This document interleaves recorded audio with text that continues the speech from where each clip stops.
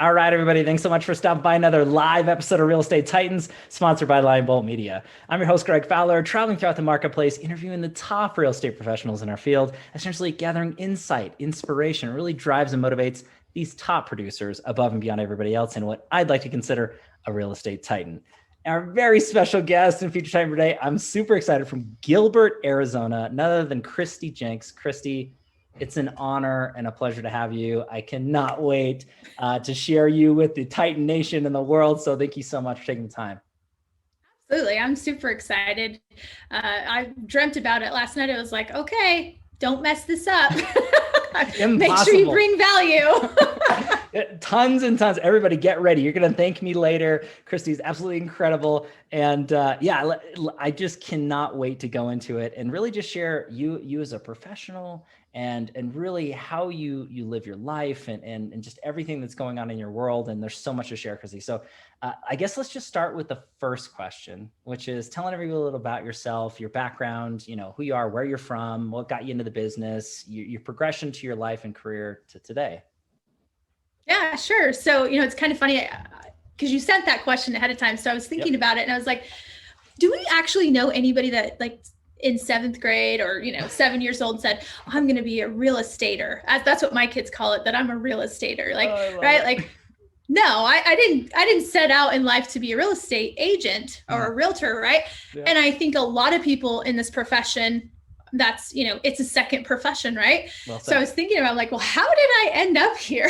Right. How did that happen? And the funny thing is I kind of went on this little mind journey and thought, what it all comes down to is I'm a yes girl. I'm open to opportunity.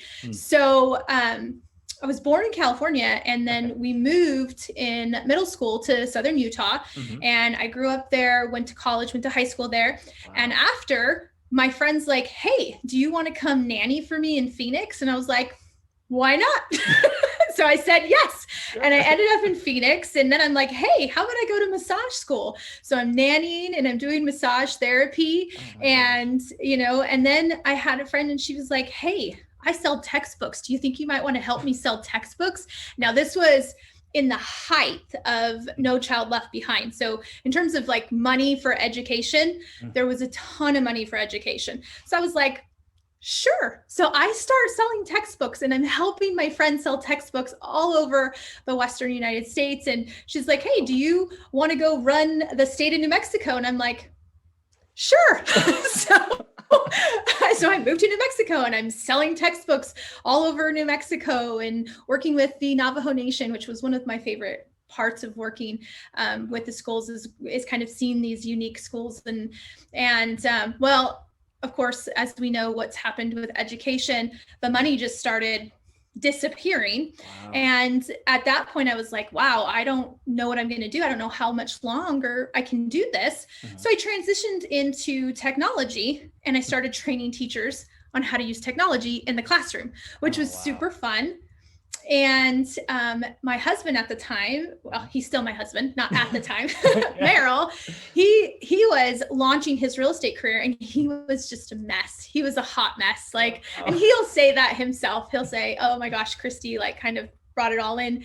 But he had hired a couple assistants and they didn't work out. I mean, he tried hiring my sister for a while. He was just so desperate for help. Wow. And I was kind of in this position where I was like, I liked what I was doing, but again, not a ton of money in education. I'm training on technology. Technology changes every day, as you know. Well said. And so he's like, do you want to be my ISA?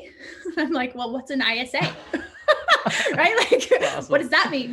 What is that? He's like, you'll make calls. You'll make calls for me. And I'm like, sure. Yeah. So I left my job and my company car and my company laptop and my company phone and my company credit card and my 401k.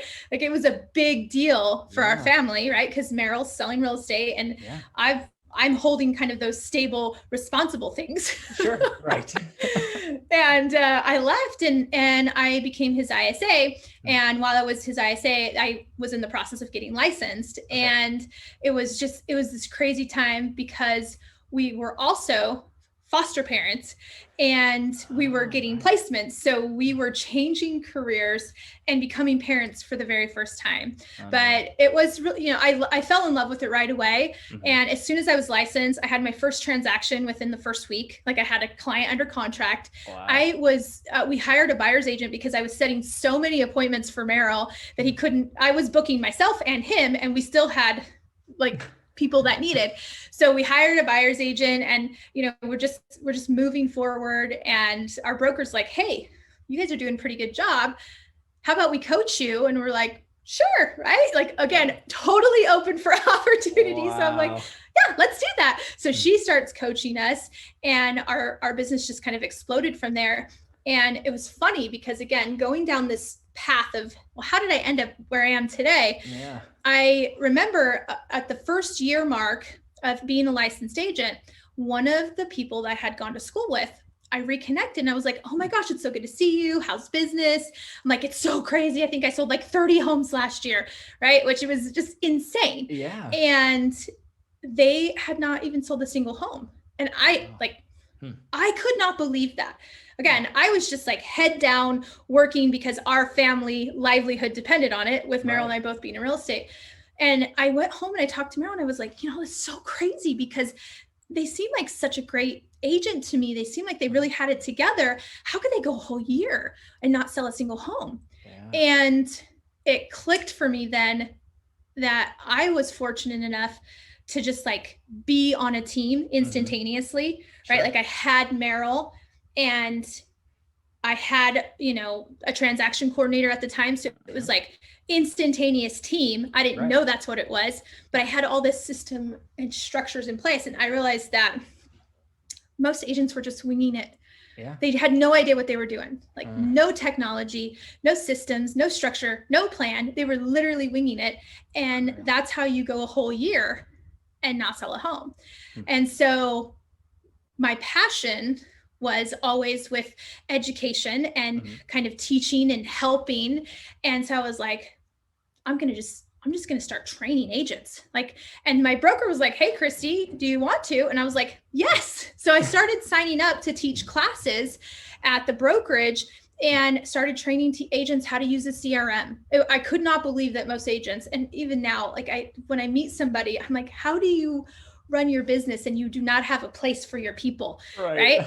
And so I just started teaching some technology tips because at this point in time, we now had 7 kids, right? So we went from 0 to 7 in just a few short years. So it was out of necessity, right? Like if I wanted to keep my sanity, I had to utilize systems and structure and calendars and things like that. So I started training other agents on it. And I got great feedback, and my peers asked for me to do more of it. And then the next thing I knew, I was like, hey, I think I want to be a Tom Ferry coach because I don't have enough to do. Oh my gosh, Kristi, right? This is great. And it was just one of these things, like I thought about it in the middle of the night. I was like, because we were coaching with Tom Ferry at the time, and I was like, that would be so cool if I could share on an even bigger platform than just kind of these dropping into a brokerage and sharing or, teaching locally. And so I was like, they'll never accept me. I'll never make it. But I applied. And then when I made it, I was like, this is going to be so awesome. Wow. And that's kind of, so that's where I'm at. Like right now, I sell real estate with Merrill on Monday, Wednesdays, and Fridays, and Saturdays and Sundays. But Tuesdays and Thursdays is the day that I coach for Tom Ferry. And it's so much fun because I get to be with people, which I love. Kind of giving back, helping problem solve, finding the bottlenecks in their business, and and especially I have like a special soft spot for women and moms, sure, because we know that there are a lot of women real estate agents, right? Oh, and absolutely. Many of them are moms, and it's this balance of how do I grow my business and not neglect my children or my husband, right? In that family life. Yeah. And so it's kind of like if I had a niche, I would say, it's definitely moms in real estate is where I find my sweet spot of just helping them utilize tools that are out there to work more efficiently. So that's kind of how I got here, just by being open to opportunity and saying yes and learning new things. And that's how you end up in real estate. Oh my gosh. Kristi, I love that story. And again, the detail that you put into that is absolutely mind blowing, because you took us from literally the beginning all the way to today, and so many decisions, so many forks in the road, that you made that yes decision, that you were open to an opportunity or the thought process of something different in life. And a huge takeaway right off the bat for everybody out there. I mean, there's so many doors that can be open, but whether you decide to walk through them is a completely different, scenario. And then once you walk through them, what are you doing with it, right? And you're excelling, and you're taking that, moving that forward. And there's no surprise to me why the growth of the team is what it is, and why you teach and educate so many incredible producers all over, not just locally, but through, Tom Ferry and everything that you do. It's through true practice, right? You practice what you preach. Yes. And you're there every day putting in the work, and you've done that. And to me, it's just super inspiring to the portion. And, this is off the cuff, Kristi. And like, if you don't want to go there, that's fine. But I do want to ask you, because family is very important to me, and I know a lot of people that are out there. So you had mentioned, 7 kids, and what's that been like? And I guess to anybody out there who is thinking that their life is busy and that they don't have enough time, coming from somebody with your exact perspective, I would love for you to kind of share that with the audience and everybody's watching or listening. What was the thought behind the family? And then, how do you make that happen in your world? Just kind of off the cuff there. That's actually, Greg, that's one of the questions that I get asked most often. Okay.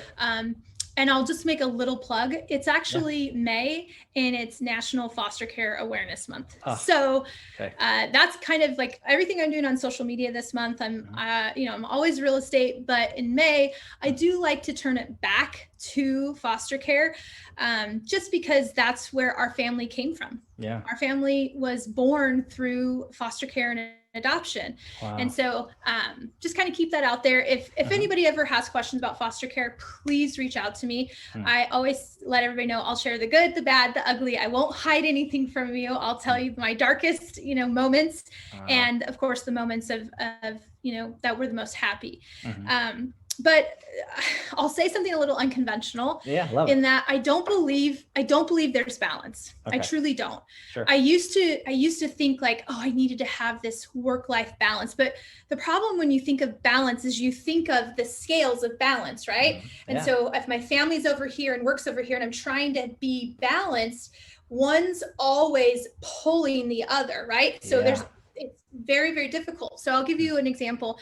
Like Tuesdays and Thursdays, I told you I coach for Tom, and I really try hard to keep my schedule that just those 2 days, which means I told you this morning, I wake up at 4:30. I get to the office by like 5:45 at the latest. And then I'm coaching and I'm here all day until about 4:30, 5 o'clock in the afternoon. Wow. So it's a full 12-hour day. Yeah. So let me ask you, how do I get balance on a Tuesday and Thursday?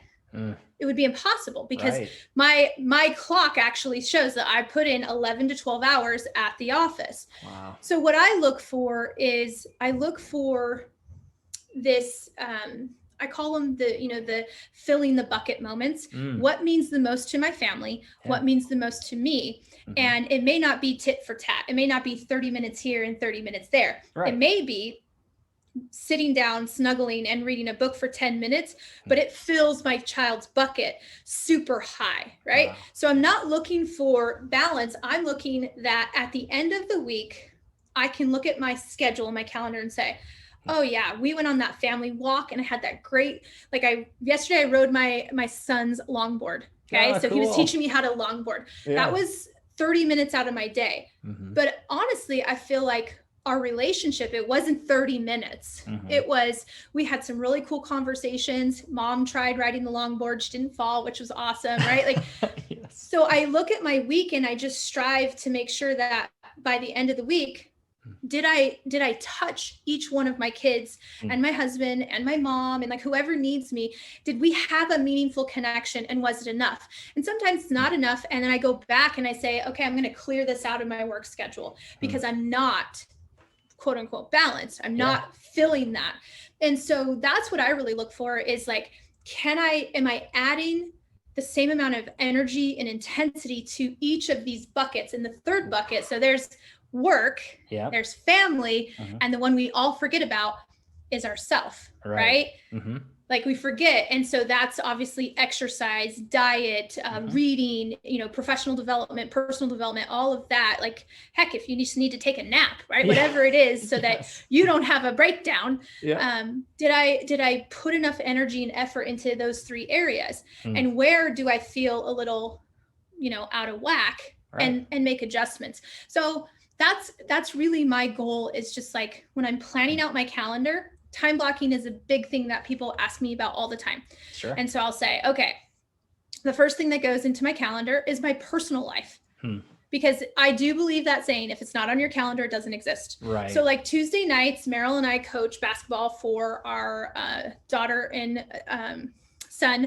And so I don't show homes on Tuesday nights between 7 and 8, right? Like why? Because I'm teaching basketball. And so if it's not on my calendar, then someone could try to schedule me. So my personal stuff goes on first, right? Then I back up and I say, okay, now that dentist appointment, date night, basketball, book report, whatever it is, right? Now that that's on there, what do I need to get done for work? Well, obviously I need prospecting, right? Got to do my lead generation, lead follow-up. So then that goes into my calendar. I back out and say, okay, now I've got projects that I need to do. I kind of put those in. So my to-do list actually goes from a to-do list into my calendar. And if it doesn't make it into my calendar, then I make that decision and I just say, because that's the other big mistake I see people making, is they've got a to-do list that's this long. And it just goes from week to week to week, because they never put it in their calendar to actually do it. So I make those decisions that out of the 20 things that I want to do, what are the 2 or 3 things that I'm going to do this week, and put it into my calendar. Since I implemented that, I get way more done.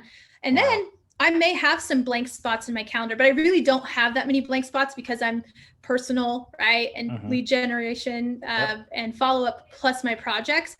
I don't have a ton of flex space in my calendar, but that works for me right now, right? For right now, it works. Every once in a while, I will overload my calendar and I feel it and I don't like it. And so I step back and say, okay, this is a good thing. But if I want to be great, I got to take this out so I can go deeper in this area, right? Because you do have to say no to things sometimes so that you can fulfill upon other areas. So that was a long answer, but it's just trial and error and prioritizing, right? So prioritizing, what's most important to you, and then making sure it gets in the calendar. Oh my gosh, though, Kristi, but when you're mentioning that, you're dropping so many heavy levels of knowledge into anybody who's watching or listening. And you're looking at it from the standpoint of the 3 buckets, as you mentioned, and not looking at it from a traditional balance sort of sense, but you're providing that energy and you're reevaluating, which I absolutely love that. It's not saying that I'm doing X, Y, and Z exactly the same every day, every week, every month, every year. It's you really have to see what needs your attention and what's okay with not having it right now. And I think that that's the ebbs and flows and really monitoring and caring. But so many professionals, they focus on everybody else but themselves. And I think that message hopefully rung loud and clear with a lot of people, tuning in is, you got to take care of you.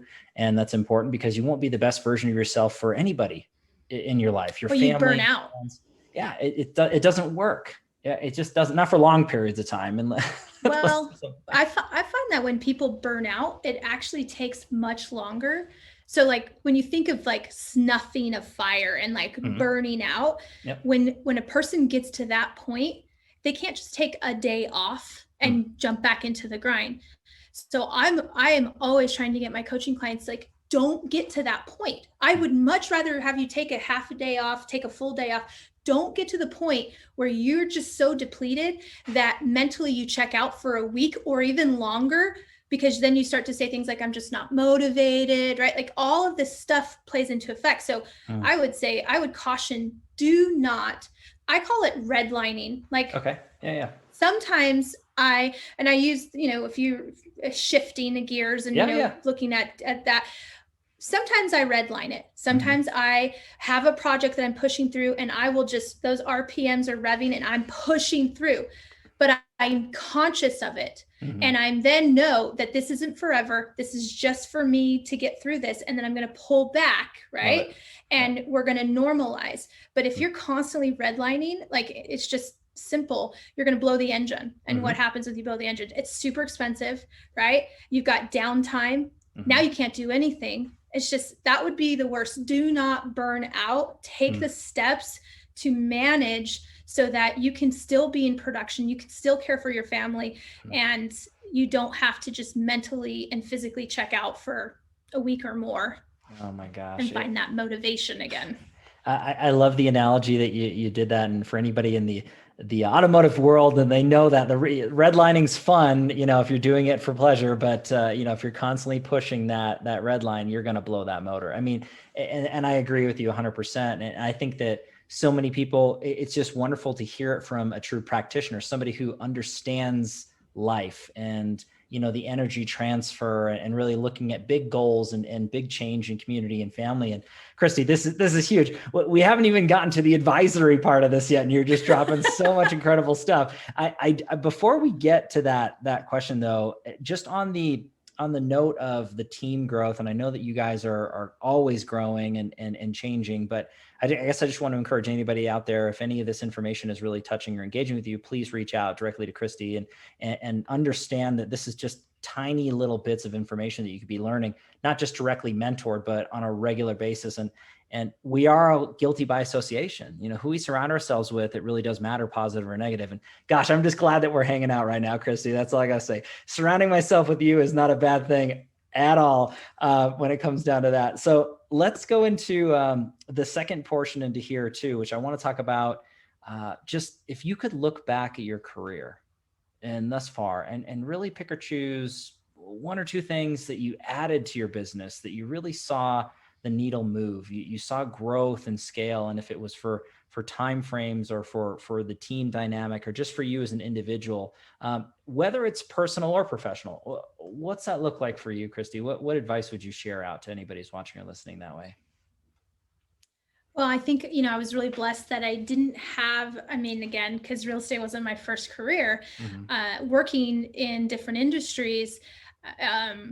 It's such a simple thing, and every agent that I run into at conferences and like on the Facebook forums that people ask questions, like one of the most common questions is, what CRM should I use? Right? Like, should I use a CRM? What CRM should I use? And it's, mind boggling to me. So in my previous career, like we used CRM, and a CRM is just a client relations management software, right? It organizes your people for you. It's an electronic Rolodex. Yep. And if you're smart, you pair that, with technology. I know I'm preaching to the choir here. No, this is good. This is great. But you pair that with technology to automate a lot of your business. And that's really where our team started to kind of outperform our peers. I just said, at the time we were using Boomtown, currently we're using Sierra. We've used so many different ones. So I'm not going to say one's better than the other because they all have their own little, things that they do. The most important thing is that you have something. But I was really looking at, we were generating all these leads online, right? So everybody wants leads. We're generating leads and we're doing this. And again, I'm the ISA. So I'm making all the calls and sending all the emails and doing all the text messages. And I said, there's got to be a better way. Like we should be able to automate some of this. And so I would say if you are an agent and you are not leaning into technology for automation, right? Like my goal is that, 80% of my follow-up is through automation and 20% is my human time. Now, if you're in a certain stage, it might be 50-50 because I do want to make that clarification. Like certain stages of a lead will be 50-50. Like if I'm trying to get you into a hot, ready to buy, then there's going to be more human interaction, right? And less automation. But for a lot of our leads, especially online leads that are generated, man, we just let automation really kind of flesh out price ranges and locations. And then we engage with human connection and we're able to move it up just the next notch, right? And kind of move there. So leaning into technology, I use Calendly as an example, right? There's so much time. And if not Calendly, Boomerang does it. And there's like a lot of different software. So don't get fixated on the actual software. But the idea is I just send you a link and you go and schedule into my calendar at a time that works for you. Right. And we don't have to have this engagement back and forth. And it's like, when's good for you? When's good for me? It's like, no, here's a link to my calendar. If it's available, I'll be there. But it's, really leaning into technology to just make life easier. And protect my human time, right? Where it's like high level thinking and connecting with humans, right? So my human time should be guarded to connect with humans. What's the highest and best use of my time? Setting appointments, going on appointments, negotiating deals, right? Like that's what I should be spending the majority of my time on. But that's not what most people are doing. They're most of the time they're, trying to create a door knocking flyer, or they are, right? Like there's just all these different things that they're doing. So really leaning into technology. But then I started out by saying, like, I was a yes girl. I just had an open mind. Really what it is a growth mindset, right? Like if you love personal development at all, you've heard growth mindset versus fixed mindset. And just saying, okay, how can I make this better? Surely there has to be a way. Anytime we hit a pain point, just saying, okay, let's get better, right? Let's figure it out. So like currently we're hiring a sales manager. We're like in this growth mode. So we're hiring a sales manager, and it's like, okay. And you and I were talking about this. I'm like, I need a marketing manager next. Like I already know. It's like, it's just being open to, okay, we're at capacity. We need another person who, weakest link, let's fill it. Boom, put the person in there, kind of put that person in there. And then again, so I picked 3: technology for sure, having a growth mindset, and then not winging it. Like I can't stress that enough. Have a plan, have a calendar, like actually don't wake up and just wing the day. Plan, like, what are you going to accomplish today? What is your goal for today? What is your goal for this week? Because when you wing it, you just miss so many opportunities, and you might not even be in the right position to be open for an opportunity because you weren't prepared. Oh, gosh. But Kristi, that is so informative in so many different facets, from you looking at it from the mindset and mentality to really, time blocking in the proper manner, but then setting up the systems to allow you to utilize your highest and best use of your time. And I mean, there was so much in there to address all of that. It is absolutely insane, just on this particular deal. And I guess I can't stress enough to everybody out there. I mean, you're literally getting a tiny taste of what it would be like to have a one-on-one conversation with Kristi, and obviously either being on the team or that sort of thing. So with Kristi, because we talked about it a little bit with the coaching, but what's the best way for anybody who's on this to get a hold of you? I mean, if they really just want to learn more from you or get involved with the team, what are the best ways? How does that look like? A lot of people reach me through social media. So either on Facebook or Instagram is fine. Email, I always say don't call because most of the time I'm doing things like this, right? I'm either on a coaching call like this. But yeah, I find that, reaching out through social media is always good. I am always like, I'm a giver. I love people. I love helping. And so, if people just have a question, they can reach out to me. And if I have anything in my arsenal or, my resources, I'm always happy to share. So I think social media is probably the easiest way for people to reach out. And it's just Kristi Jencks. So I'm pretty easy to find on social. Awesome. And everybody, I'll have links in the comments down below as always. Please follow, please, engage. I cannot stress this enough. This has been incredible. But Kristi, I do want to mention one more thing, before we wrap everything up. I mean, I know we could talk all day long about the different tactics and thought processes and systems to be utilizing and implementing through technology and everything that you mentioned and more. But I also want to just kind of talk about projects that are up and coming. And, I'm always super interested in what the Titans are doing. And you guys are doing so many incredible things in real estate and life and world. But I do believe that you're in the process of, writing the book very specifically. Yes. I would love to just make a pre-announcement. I know it's not ready yet, but could you tell the audience a little bit about the book that you're crafting and what it's about and kind of when they could hopefully expect it or look out for it? Absolutely. And Kelsey's going to be, so Kelsey is my director of operations or my operations manager. And she really is, that whole yin to your yang and that like balance. So if you couldn't tell, I'm expressive. I love people. I'm like a little loud, excited, high energy. And some of the things that I don't love, it's funny because I'm always putting together systems.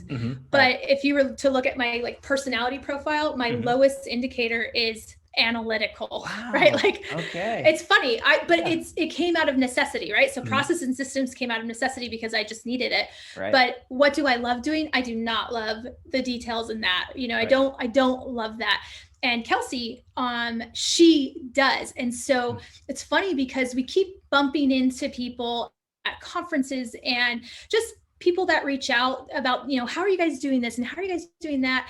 And so one day we were laughing and it was like, I'm all sparkles because I do love sparkles. I mean, I've got LED lights on my bookcase and, it's like, I'm sparkles. Yeah. And she has glasses. I have glasses too, but she has glasses. So I said, what it is? It's like, I'm like all jazzy and you're kind of nerdy, but we were like, no, how about sparkles and spectacles? And I was like, that's perfect. I love that. But what it's all about is how do you work with, right? Like, so if you are energetic and just an expressive artist, go, think about the details later, you can get into a lot of trouble that way. Sure. How do you work with and communicate with someone on the opposite side, right? Someone that makes decisions slower, someone that is about process and system and detail and why you should work together. And so, we're basically putting together some strategies and tools of how to hire an assistant, work with assistant, communicate with the assistant, and some of like the pitfalls. And that could also be for the driver personality, right? Because I'm an expressive driver, which means that I can be like, come on, Greg, let's go. Let's just get it done, right? Boom, boom, boom, boom, boom. Because I'm fast. And if you're on the opposite side of me, you make decisions slowly and you need more detail. And I can't estimate. I'm always like, just estimate. Yeah. She's like, no, we can't estimate on the P&L, Kristi. It has to be exact. So gosh. It's a project that we're working on that's really designed to help people work with someone on the other side of the personality profile with them and use it to your advantage to grow, right? Like, where's your weak spot? Find that person, know how to communicate and work with them, and then go farther than you ever imagined. So it's a fun project. We're hoping to be able to have something to share with people towards the end of the year, the beginning of 2022 is our goal. Awesome. But it's just going to be a guide to help people really kind of push through projects and find your weakness and how to find someone that's your strength and work together. Because it can be hard. I don't know if you've ever experienced that, like working with somebody that's the complete opposite of you. For sure. And Kristi, when you mentioned that, I mean, I'm so glad that you were able to share that with the audience. And I know for a fact that I'll be one of the first people to pre-order. So whenever that book is available, Sparkles and Spectacles, I really want to make sure that I let everybody know that too. And we'll keep everybody informed when it's available. It's good accountability, right? I just upped our deadline. I was teasing Greg. I said, Kelsey doesn't even know this. Now it's going to drop, in January. That's great. You can do all the projects. I'll just show up when she tells me to. It was not intended, no accountability intended, but I'm glad because I think that is a huge level of information that people can really take perspective from. And again, from a true practitioner and seeing your dynamic with the team and again, just the people that I've had, engagement with your organization is absolutely incredible, and just their hearts and their giving of nature and just true practitioners. I love it. You guys are all guilty by association that way. There's no doubt. I see why the success is there, growing constantly and then some, Kristi. So I'll have links in the comments down below as always, everybody. And I just can't, Kristi, I can't thank you enough for taking the time. It was absolutely incredible. And seriously, it was just so informative and warm. And, I know that there's tons of takeaways for everybody out there. So thank you so much for taking the time. It was awesome. I appreciate the invitation. And again, if anything sparked interest and you've got a question or you're running into, some sort of a bottleneck in your business, reach out. If I have an answer, I'm happy to help. I love giving back to the real estate community. I want every agent to be successful and to reach their potential. And I know that it's possible. In my opinion, there's no better job or profession for a working parent than real estate. You just have to have the discipline. That's my mantra right here. Be disciplined, stay accountable, and always hustle, right? Like if you do those three things, you will be successful in real estate. Kristi, I love it. You are a shining light. You are a true benchmark for everybody to look up to and really aspire to just have that in their life and in their world. So you are an official real estate titan. I need to dub that honor you can wear. No one can ever take it away. But Kristi, thank you so much again. It was just incredible. Appreciate you. Thank you. Yeah. And everybody out there, thank you as always for your time and attention, your love and support. If you like what doing with Real Estate Titans, don't forget to like and subscribe. You know what to do at this point. Do have to give our sponsor a quick shout out, Lion Bolt Media. If you are in real estate and you're looking to leverage and grow your real estate business with the top technology, really looking at it from ad space to content creation to really engage with the consumer for lead generation, ultimately conversion, check out their free mini course. We'll have a link down below, and you can learn everything at lionboltmedia.com. We are live here on Real Estate Titans every Tuesday afternoon with a different Titan in a different location. Catch everybody in the next live episode of Real Estate Titans. Take care. Thanks again, Kristi. Thank you. Bye.